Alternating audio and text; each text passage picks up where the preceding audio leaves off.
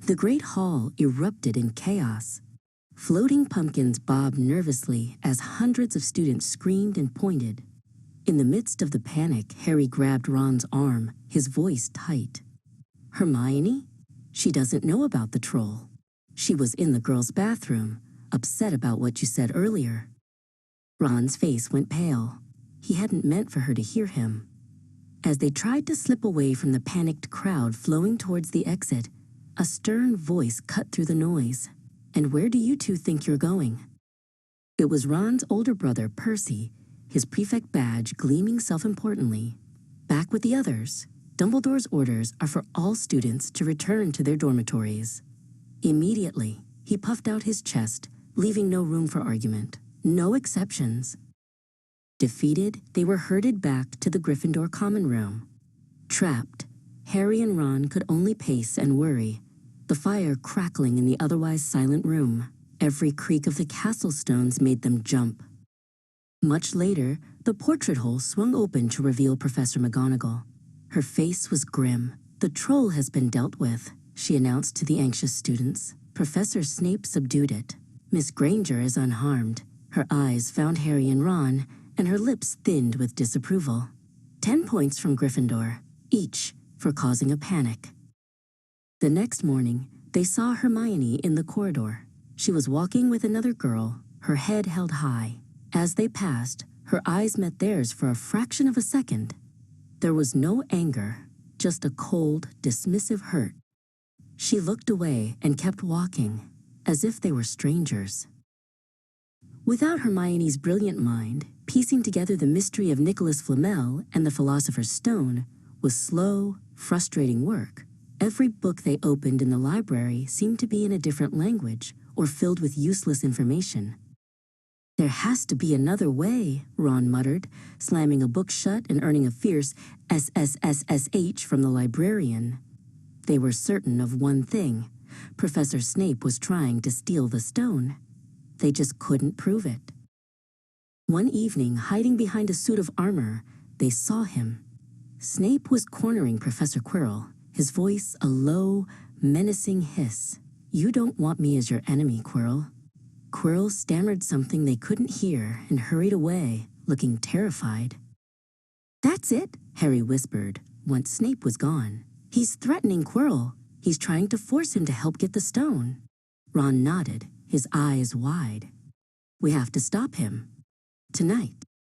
Under the invisibility cloak, they made their way to the forbidden third-floor corridor. The door was already unlocked. A low, rumbling growl echoed from within. Peeking inside, they saw the monstrous, three-headed dog, awake and angry. Harry's hand trembled as he raised the small wooden flute Hagrid had given him for Christmas. He blew a shaky, clumsy tune. The beast's growls softened to whimpers, and one by one, its 6 eyes drooped shut. They lifted the creature's giant paw and scrambled through the trapdoor, landing on something soft and damp. Before they could get their bearings, coils like thick snakes began to wrap around their ankles and wrists. It was Devil's Snare. "Stop struggling," Harry gasped. But the more they fought, the tighter the plant squeezed. Panic set in. "It hates light," Harry remembered suddenly. "But we don't have a wand." They were trapped, the coils reaching for their necks. Just as darkness began to creep into their vision, a calm voice echoed in the chamber. "Having trouble, boys?" A small, blue flame erupted in the gloom, illuminating Professor Quirrell's face.